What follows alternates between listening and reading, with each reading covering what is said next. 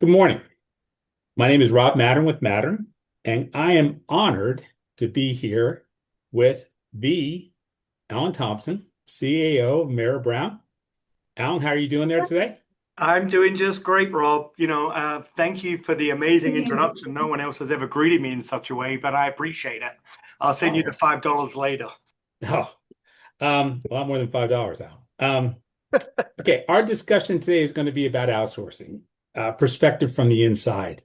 Mattern had the pleasure of working with Mayer Brown on their outsourcing engagement, where we analyzed their current situation, uh, completed an RFP. Mayor Brown made some decisions.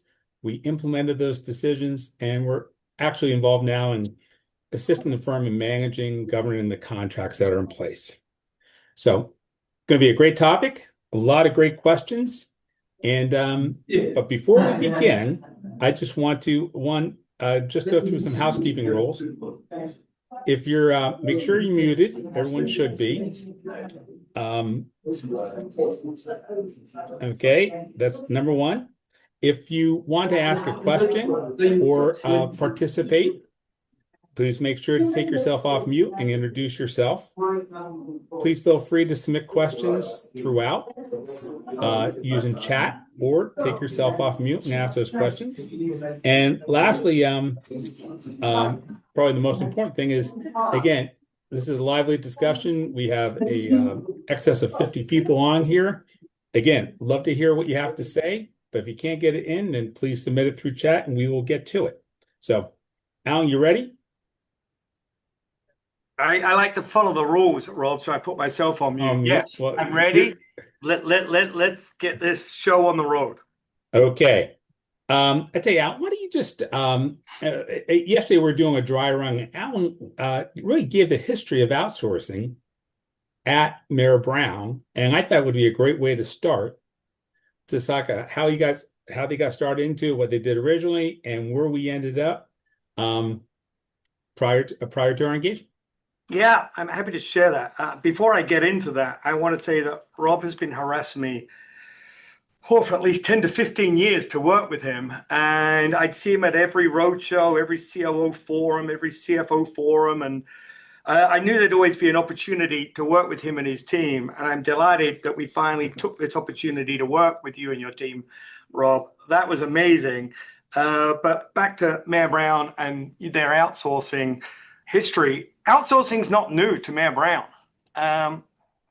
30 plus years ago, they hired Pitney Bowes. If anyone can remember, if anyone's got gray hairs like me, you'll probably remember Pitney Bowes. And Mayer Brown hired Pitney Bowes for three of their largest offices at the time. And it was basic outsourcing requirements. It is still very, very much in vogue today. They were, mail copy, and if anyone can remember, facsimile.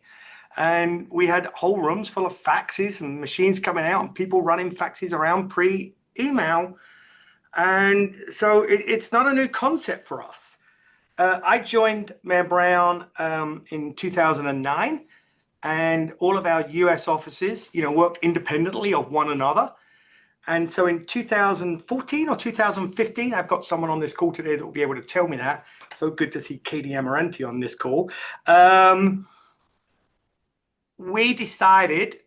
decided that we had three outsourced vendors providing four of our office locations, and we wanted to consolidate into one vendor. And that's what we did.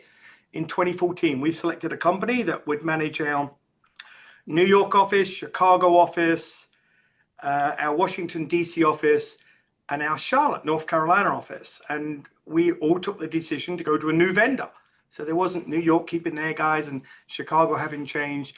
We all moved into a brand new vendor, and that worked out incredibly successful for us. And they provided us at the time with on-site support. And it evolved a little bit from traditional mail, copy, and fax.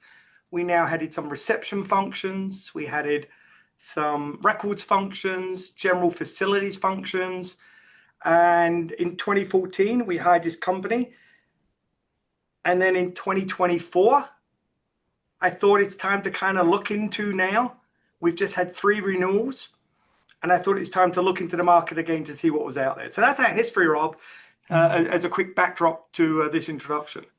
Well, I think, Alan, you also they were your on-site vendor, but you also outsourced off-site a terrific amount of services and people for a large period of that time, correct? We did. The reason we selected our vendor at the time was it wasn't what I want to call for on-site outsource capability. We wanted to select a vendor that had a history and a track record of secondary outsourcing. Think, non-mail copy fax reception. What else were outsource providers providing, and could we tap into that? And we did. And so today we currently have over 75 people offsite in 2 locations, supporting Mayer Brown across a wide variety of different functions that support law firms. And that includes, accounts payable, e-billing, conflicts. They run our CRM program for us. We've got a hybrid of document production and proofreading, partly Mayer Brown, partly our outsourced provider. This is a 24/7 department for us. They provide specialized support for one of our more high volume practice groups that has a lot of repetitive work. Our marketing department has totally embraced the quality of work that we get, and we have the vast majority of our in-house graphic design provided to us by an outsourced provider, and the quality of work is exceptional. In 2021, Rob, I decided that with everyone sitting at home and not coming into the office, we can provide a virtual legal assistant. And we started a virtual legal assistant at Mayer Brown for the US that looked after every incoming first year. So in 2021, I think we had 80 first year associates come in across our platform. They was assigned a virtual legal assistant. And subsequently, every year after that, we add another group onto it. So we've now got in excess of 240 first and second year assistants, and some third years because we offer them the chance to come off and they want to stay. And they're being supported by 7 virtual legal assistants, 230. I'd love anyone to beat those ratios. Or if you are beating those ratios, please tell me how you're doing it so we can copy you. Yeah, give me a call too, please. Okay, so you went through 3 renewals with this vendor from 2014 up through 2024. You mentioned you wanted, well, I tell you, why in 2024 you wanted to go take a look? So I think there was a number of factors leading up to this. First and foremost, I love using this term. I use this term when my team reaches out to me for bonuses every year and they want to give someone more bonuses and bigger bonuses every year. And I say, hey guys, this is creepage. This creepage. The contract's getting more expensive every single year. So when we looked at the price of what we were paying back in 2024 to what we started with, our costs had gone up a lot. So one of the things I wanted to look in, I wanted to hit the reset button and I wanted to see if there was any cost savings for us. When I talk about cost savings, I'm not talking about it on the back of the staff supporting Mayer Brown. I'm not talking about that. We want to make sure that the staff on the ground supporting Mayer Brown are compensated and they're happy and they're well taken care of. But we wanted to make sure, the margin was increasing on our vendor at the time. So that was one reason we really wanted to look into that. 2, after 10 years, I was starting to believe that we wasn't getting the same level of attention that we had previously. Standards were starting to slip. We had more and more people departing. There was more rotation of new people coming in. But our costs weren't going down as these new people coming in who weren't tenured with us, they continued to go up.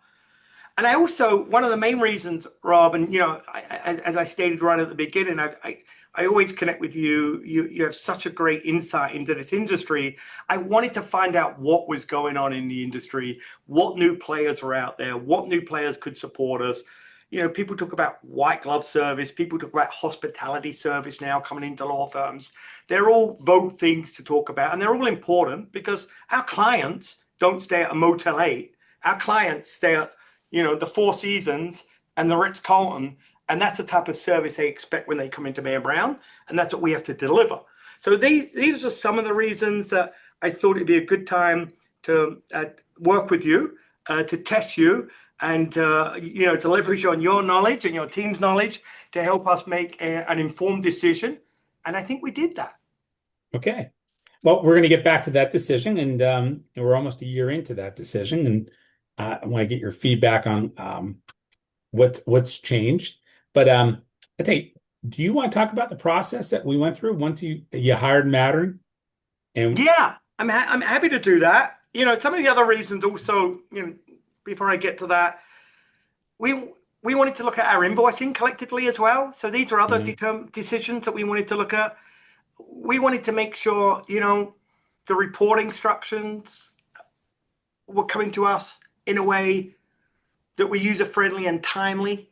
And we wasn't really getting that, or things have kind of slipped on that area. Um, so we engage you. We spend a little bit of time with you, kind of explaining where we are today, what our frustrations are, what our challenges are, what we'd like to achieve. And you and your team, would come and spend an hour with us here and an hour with us there. And I don't think it was more than 2 or 3 hours. And we kind of got the ability to download all of our frustrations to you. And then you guys kind of put together an incredibly good plan going forward. You know who the players are. You know who we should engage. You learn more about Mayer Brown and its needs. And we're not looking to nickel and dime people. And we want to make sure that quality comes through, more so than saving a couple of dollars here or there. And then you put together an incredible package for us that I think lasted 2 or 3 weeks in terms of interviewing the players and the providers. And we contemplated, as I noted, we had in-house and offsite, and we wanted a provider that could provide us in-house and offsite. If we couldn't find one provider that could do all of that, we was potentially looking into two providers, one for on-site, one for off-site. And these are the decisions that you helped us walk through. I had a very small team working with me at Mayer Brown on this. It was led by myself and the amazing Katie Amarenti, and one of my other team members as well in here. And it was just us three working with you guys. And it was an amazing partnership. And when we went, we would talk to these guys, you would start off the conversations, we would interact. And, after a certain period of time, we realized that we didn't believe there was one provider that could provide both sides of our business. So we took a decision then to split the baby in half and give provider A X and provider B Y. We then went back and leveraged them with give us best and final pricing. Nope, this didn't really work for us. And your insight and your team's insight and my team's desire to do the best thing for Mayer Brown, because it's so easy for anyone in my position to just do a renewal. But when you actually make a decision to your firm that we're going to move this provider who's been with us 10 years and we're going to bring in a new provider, you're the one who's on the firing line, because if things go wrong with that, the old provider, people didn't really see all the cracks. But if the new provider is terrible when everything falls through the ground, they're knocking on my door. They're not coming to see you, Rob. So it was an important decision for Mayer Brown. But the overall process of selection and getting someone on board, it was a joy to watch you guys in action. It really was. they appreciate the kind words and the compliments, but I tell you, I want to just interject between the time that we get met with a firm initially, what do they want to change? A big part of what we do to make this as informative, educational as possible is we do on-site visits, we do the headcount workflow analysis, and a lot of focus groups gather the information, what's working, what's not working, really looking at the performance standards to make this successful. And then we kind of come back and tee the ball up for the firm and say, hey, here's your current staffing. And really, what we were running into, Alan, was a lot of redundant staffing. You were actually Mayor Brown was doing a lot of work that is normally done by the outsourcing provider. So we wanted right size, and that was one of the questions that came up, and that's why I'm kind of highlighting this point. You know, there's the firm's role, and then there's the outsourcing provider role, and that has to be very clearly defined. And when we first got in there, there was a lot of murkiness, for lack of a better term. So I would say that's probably one of the biggest benefits, and that resulted really in a reduction in headcount on behalf of the service providers.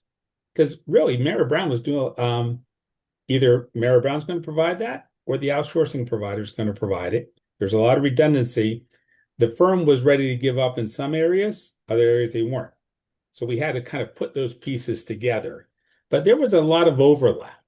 You want to share any thoughts No, on that? yeah, that's a great point. I'm glad you reminded me about that because, you also highlighted to us, we thought we run quite a lean and mean operation. And I wouldn't say mean, but we're very cost conscious, and we want to make sure that the services we're buying or procuring, support us, and they support us throughout the day, not just for 1 hour a day and someone's sitting on a stool for 7 hours a day. So again, what was enlightening to me was you've done this so many times and you do it for so many other clients, Rob. I'm sure that you have great benchmarking. And so, your benchmarking helped us reduce headcount. And as a result of the reduced headcount, that made us a more commercially viable deal. So we achieved great savings on the back end of this. One of the other things, we should also mention is when we outsource, typically at Mayor Brown, we like to stay in control of the process. Yes. We don't turn around and say, hey, we've got 32 people in word processing or document production, and all 32 are going to go over to a new provider. Thank you so much, everyone, for the last 20 years of working for Mayor Brown. You now work for X, Y, or Z. So we was incredibly conservative in our outsourcing journey. We've done it for 30 years, but when we introduce new work streams, we would say, hey, we want to hire 2 document production people for you and see how they fit into our team. And then when someone would retire or someone would leave, hey, here's another 2 positions for you. So organically, we have built up each of our teams with the view is that Mayor Brown will still retain ownership of document production. I have an assistant director who manages our US program, but she is supported by Mayor Brown people and she's supported by outsourced people. And it's through her leadership that makes that department so successful. But we never just totally lifted and shifted departments. And some firms do that. And some firms do that. A lot of And, firms and, do and, that. I would contemplate doing that, Rob, if the department was broken and we couldn't fix it. So if you've got a broken department somewhere and you've tried repeatedly to fix this broken department and you can't do it yourself, I would lift and shift and give it to someone else because they may be able to do a better job than you. But historically, we have been quite conservative. We started off with 1 biller, then we ended up with 10 billers. We started off with 1 design person, now we've got 6 design people. So we do it in baby steps to ensure the proof of concept works and to ensure that the level that they say they can provide actually exceeds our expectations, and then their people are better than our people. That's a true success. Absolutely, hit the nail on the head there. Yes, a lot of firms don't, the whole lift and shift. I tell you, and I'm kind of working one of the questions that we got prior to the program here was, hey, who do I keep? If I'm looking to outsource a service, do I outsource everything? Do I outsource the management? Do I just outsource the people? And, a lot depends upon who you have on your staff, the talent, whether it's working well or not, you just want to improve it. Let's keep on that theme. Let's talk about your billing situation and how that developed over the years, because that's a hot topic. It's so listen. I think at Mayor Brown we've done an amazing job, right? And I like to bang our drum every now and again. I think we've done a really an amazing job at expanding outsourcing. I went through some of the services that we currently outsource today. And it's not just your bread and butter stuff. It's, you know, it's wide ranging and it's impactful. And when I say I've got 236 attorneys being supported by 6 virtual legal assistants, you know, that's success. And it also works for the assistant and it works for our attorneys too. So from a billing perspective, we, and I would say our billing, we are incredibly successful at e-billing. We've had a stable team. E-billing is more and more prevalent in the law firm industry now. And our e-billing team has been incredibly successful. And it's outsourced. And that's outsourced. Yes, we have players in our e-billing team. And we also have some Mayer Brown e-billing people as well. The leadership of e-billing resides within Mayer Brown. But we do have Williams Lee e-billers currently with us today outsourced. We started off on your traditional billing, right? So Mayer Brown being Mayer Brown, we said, let's give them some pro bono clients bills to work with. There's no impact there. Pro bono client is pro bono, but we still have to produce a bill, even though we don't collect the bill. So we started off, you know, 9-10 years ago with some pro bono work, and we hired a biller to do pro bono work. And then our provider said, we can do more. Give us more. And we started that journey. 1 biller, 2 billers, 3 billers, 4 billers, 15 billers.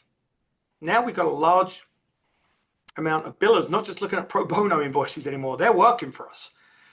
And then what happened there, Rob, COVID hit us and everyone was allowed to work from home. And the law firm industry had record years during 2020 and 2021.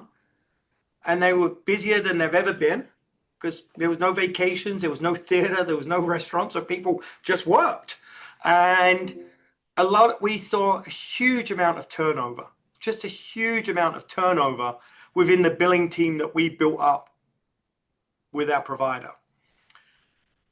Also, when you start a new relationship, I guess it's like anything in life, really.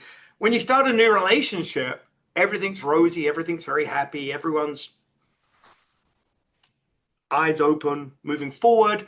We were seeing a lot of attention from our provider. Here's another talented person. Here's another talented person. Here's another talented person. And we would spend a lot of time at Mayer Brown training them as well to hit the law firm standards that we expect. And now these people are hot commodities. And now other law firms are hiring our people. So right during COVID, we had a huge amount of departures. Our provider couldn't find trained people. They couldn't find them in a timely basis.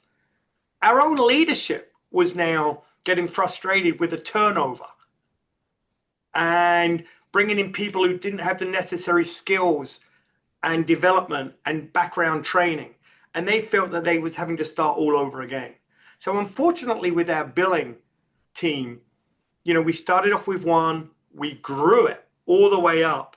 And then over the last 2 years, it's shrunk and it's a fraction of what it used to be. I look at that personally as a failure and I look at it as regrettable. I understand why our own leadership were getting frustrated and they said, we can do better ourselves. We can hire people ourselves. We can no longer wait 10 weeks, 12 weeks, 14 weeks for them to hire someone. And then the person they hired don't have any law firm background and we have to train them. And when we train them, they leave after a month. So that was regrettable. I'm hoping that we can revisit it at some point. But, you know, when you get a black eye, it's painful, right? And you don't want another black eye. So our leadership in that area, they're hesitant to go back. And I can't blame them, but they are hesitant to go back. Other areas, Rob, our leadership has embraced them. I mentioned marketing earlier on, and I mentioned document production. The leaderships of those areas absolutely include our outsourced people on every single Mayor Brown internal meeting. They are part of the team. They feel part of the team. They may work remotely in a different location, but they feel part of document production. They feel part of marketing. They feel part of CRM. And it truly is down to your own leadership whether this is successful. Okay, just to recap what you're saying. Um, the team approach that you're not defining between an outsourced person and a Mara Brown person is critical. And the leadership of the firm drives that. Okay, great point. In the billing area for a period there, that wasn't happening. The leadership wasn't there from the on the firm's behalf, and it's been addressed. We're not going to go down that road, um, but it created an issue, and the firm is still recovering from that issue in regards to what we can add to the outsourcing relationship in the billing area. Yeah, But I think that's exactly right.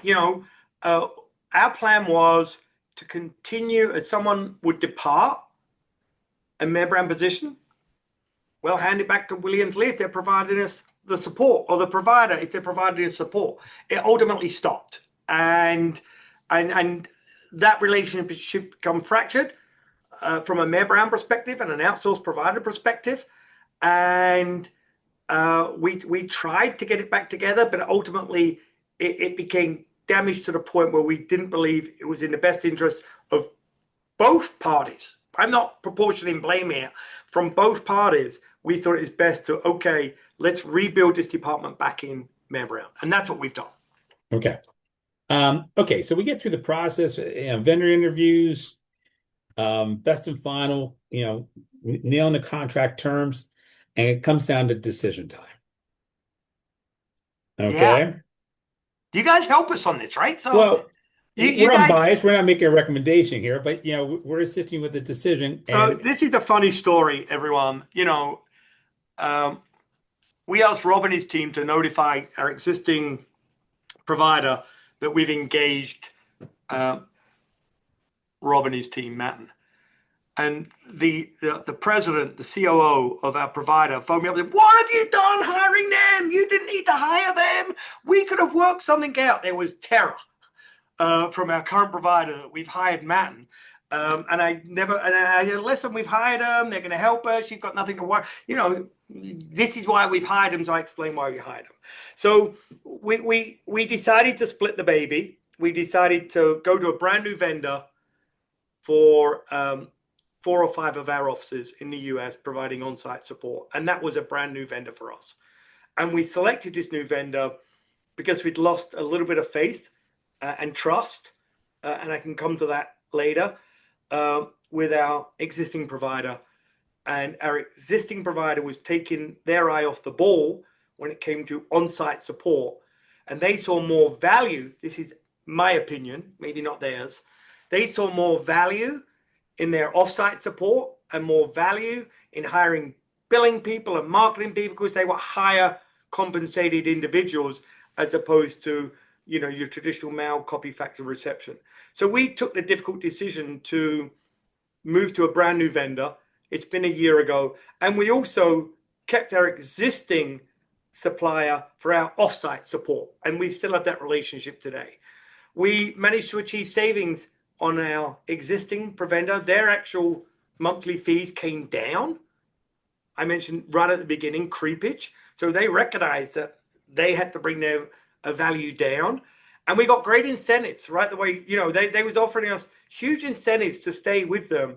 Again, if we were just looking at dollars and cents, we would have stuck with the status quo and we would have saved more money. We didn't do that. And we took the difficult decision to kind of split it in half. And Rob and his team went back to each selected provider again and said, "We're close to selecting you. Can you sharpen your pencil again?" And again, they sharpened their pencil again. And we was clear we didn't want this off the back of the employees on the ground. well, We just didn't want that to happen. yeah, and that's one thing. Again, when we started this process, really the biggest thing that Mayor Brown made a point of was, hey, you want intelligent cost savings without impacting the wages. Yep. And that's part of the RFP project. We're finding out exactly what these people are getting paid.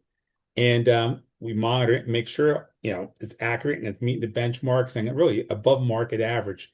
But that was the biggest thing. And a lot of firms, someone, why do outsourcing engagements fail?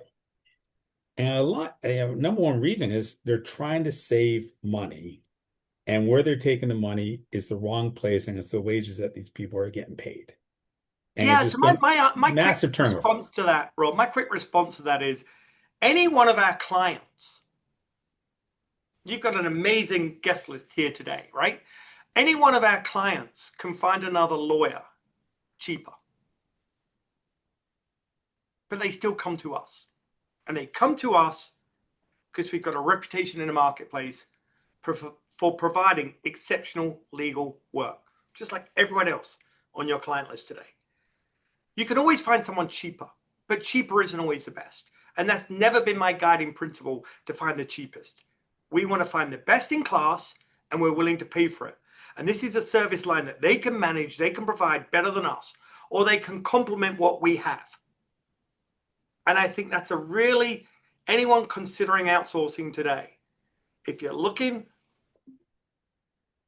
for the cheapest option, and you have to do that for internal reasons, know that going into it. But you should be your outsource provider should mirror the type of reputation you have as a company. And because these people do engage your clients. These people our graphic design are interacting with our clients. Our billing people are interacting with our partners. So internal clients, external clients, you better make sure that they represent you and represent your company well. Point well made. Okay, well, I'll tell you, we're 1 year in. I got some questions I want to get into, but we're 1 year into the engagement. And this is a question usually ask after 1 year, but we're coming up on that, so I'm going to slip in a little bit early. But are your outsourcing operations significantly improved So from this new contract, from new an on-site contracts? from an on-site perspective, yes. Were there teething problems when you lift and shift from one provider on site to another? 100%. Donna Janowick, my colleague from Charlotte, on this call, I paid her to be on the call today because I needed at least one friendly face. Will tell you Yeah, that Katie, too. Katie deserted me and left me, didn't she? She went somewhere else. Donna will tell you that the transition into Charlotte was a little bit bumpy for the first couple of weeks, but that's a true test, right? That's a true test, because when we sat on the table with this leadership team, we said, how do you do implementation? How do you do this? How are you going to get knowledge? How are you going to share knowledge and move it forward to make sure we don't miss a beat? So we pick up the phone and we hold them accountable. And we say, and you say, hey, this transition isn't going well. You need to get resources into Charlotte to make sure it works. This is causing my director of administration on the ground problems, and she's having to fix your problems, and she shouldn't be doing it. So, but that's normal, right? That is, anytime you make a switch. Anytime you Yep. make a switch, you're going to have a couple of things that fall through the cracks. And true testament, how do they fix it, and how do they make it better? How do they respond? That's a true test of that. Did you pick the right people? Did you pick the right people? And if they walk away and you don't see them again, and now you're left with a regional manager who you've never even met before, they say, yeah, sorry, can't help you. Boy, you're in trouble. So 1 year on, our on-site support service is better. We are not seeing the turnover. We did retain some of our existing folks that were previously employed by the other outsourced provider. We identified superstars, and then everyone gets interviewed. We have nothing to do with that interview process, thank God. Co-employment laws would tear me apart if we were involved in that. But they interviewed everyone, and they selected what I want to consider were our superstars, and they identified our superstars. They retained our superstars, and I believe our superstars actually got better benefits as a result of moving to this provider than they got before. Or maybe higher salaries, one of the two. So that's key. One other thing I want to say, and I think it's so important, when you outsource, it doesn't mean you stop caring. When you outsource, it doesn't mean you can walk away and someone else will deal with it, right? You have the same, as a leader, you have to have the same care and attention, whether it's your people or their people. Because ultimately, you're the leader of that office, you're the leader of that firm. You better make sure that that outsourced provider is providing the services that you signed up for and they promised. So just because you signed the contract 1 year later, you can't say, hey, I haven't heard anything, so everything must be well. Your team on the ground better drive them and continue to engage with them and continue to hold them accountable and to continue to remind them, hey, you told us we was going to get this hospitality type service. Do you think this is hospitality type service? And if you don't have that level of engagement with them and you don't have those conversations with them, things will ultimately deteriorate over time. Absolutely. And then you'll be looking for another RFP in 4 years' time. And I try to avoid that. We are not in the business of going to RFPs every 4 years. When we find people who care about Mayor Brown and we find people who work hard for Mayor Brown, we keep them. We do not change. We had Pitney Bowes for 30 years. We do not change vendors lightly. And I always tell that to the vendor. When we hire you, it's a partnership. When we hire you, you better care. When we hire you, we better be able to trust you. You better be reliable. You better show leadership. You better follow through. These are all the things you should look for in an outsourced provider or any vendor for that matter. They better care about your business. Okay, very well said. And I agree. The management of the service provider post-contract implementation is critical. Critical. Yeah. Okay, we got a couple questions here I want to work in here. Okay, what AmLaw 100 firms are doing in regards to outsourcing, either onshore or offshore, of the billing functions? And you touched upon your experience that it is less than it used to be. And right now, according to our studies, only about 20% of the AmLaw 100 is actually outsourcing any aspect of billing, compared to about 80% of the firms outsourcing, I'll say, office services. So it's not widespread yet, it's not super prevalent, but it's coming. And just like, again, it works when it's set up well and the leadership's there and the vendor's responding and the people are there and getting trained, which is all that, a lot of that's the function of the outsourcing provider. But it does work, and your testimony to it does work if all the pieces are in place. And when you think about, that's a great question. Whoever answered that question is a great question, because you're trusting someone with your revenue, right? So to get the bills out, you only get paid when the bills go out. Right? So this is a really important function for a law firm. You have to get the bills out. If you don't get the bills out, you don't get paid, and we still got bills to pay. I regret what happened in our billing department. I thought when it was working incredibly well. And I thought we was really making progress, and our provider was really trying to do everything they could. And we was the poster child, right? We had a large proportion of people working on bills, but we just internally couldn't get over it. Rob, I mentioned, I mentioned this to you yesterday. We originally hired some people to work in collections and help us on our collections efforts. And internally, our collections folks got incredibly nervous that, oh my God, I could lose my job. So you need the people in your organization to not be fearful of outsourcing.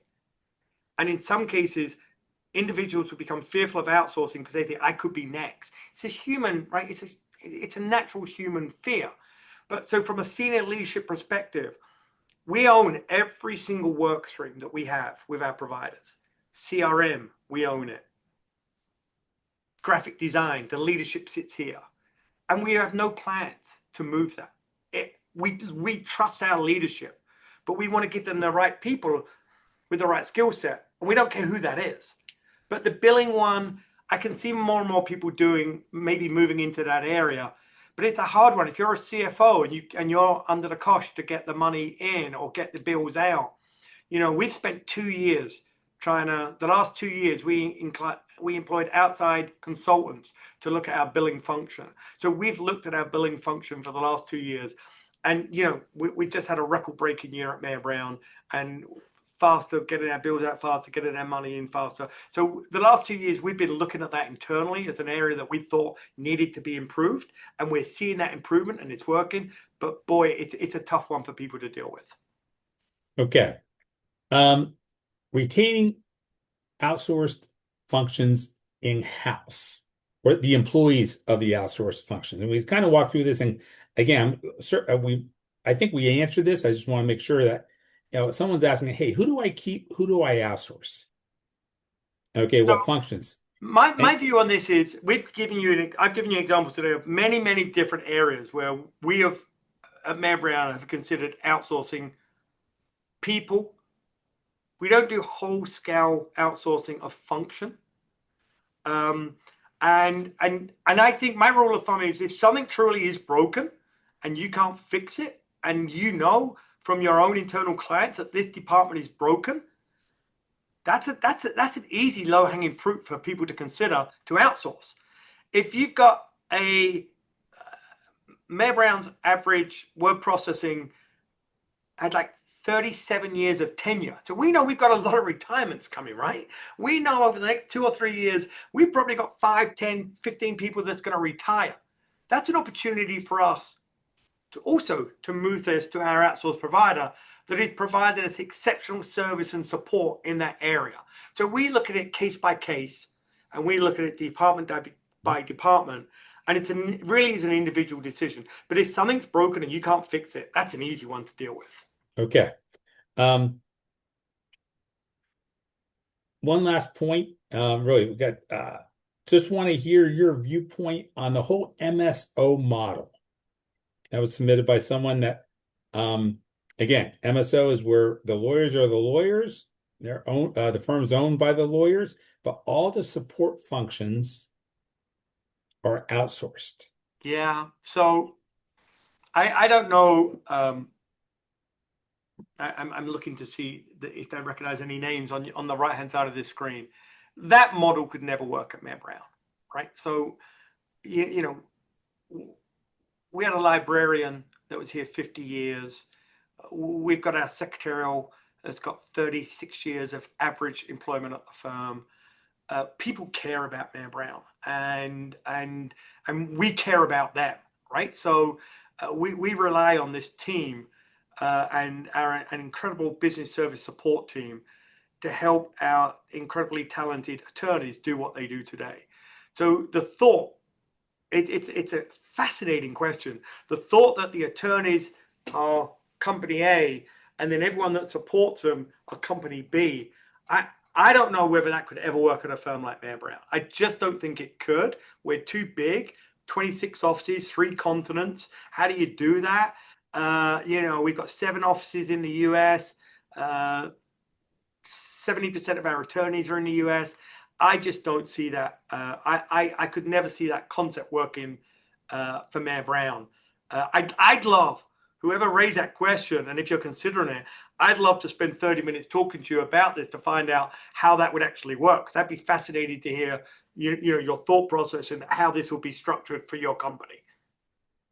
So I tell you, firms are talking about it. send me an Firms, email. Send me an email if you're planning to do it. I'd love to learn from you on that. okay. I will reach out to the person and offer that. So I tell you, we got about 1 minute. I tell you, wrap it up. Allan, your thoughts on a successful outsourcing engagement? What's the So biggest criteria? yeah, listen, lessons learned. We're not in the business of changing our vendor every 4 years, but maybe after 8 or 10 years, you should look for an RFP. Everyone should do that. The devils are really in the details. You better know the details of what you currently have and the service levels you have.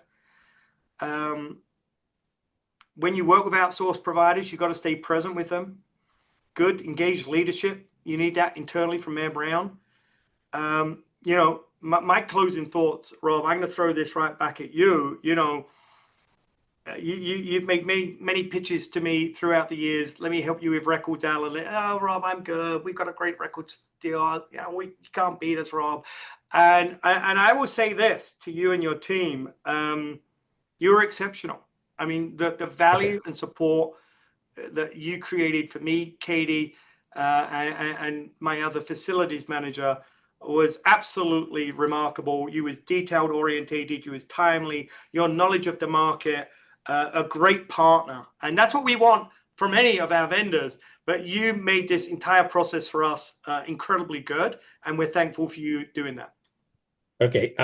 That's thank you very much, and I'm glad my mother sent you that check. Yeah, yeah. Um, Right. but But no, you that's didn't send really me a Mattern mug. I mean, you didn't send me a Mattern mug for I coffee time. you're gonna I would have have a whole appreciated a mug at you're least. you're gonna have a whole dishware set by the time. Again, appreciate the word. That wasn't what I was looking for, really. Everything you said is key for an outsourcing relationship. And one more, transparency too. There should be no surprises. So, okay, we are out of time. Great job, Alan. Appreciate it. You taking your time and doing this. And um, any follow-up questions we get, I'm going to shoot them to you, and I'll see if that gentleman wants to talk to you about MSO, and we'll take it from there. But again, appreciate it. A great job. Hopefully everyone stayed awake and they didn't just like leave me on mute and carry on doing it. I see Donna Janowick working up there a lot. I didn't think she was listening that much, but we'll reach out to her separately, Rob. Um, Good thing I didn't really need the script. You kind of carried it. So appreciate it and take care. Thank you, everyone. Bye Good bye. talking to you all.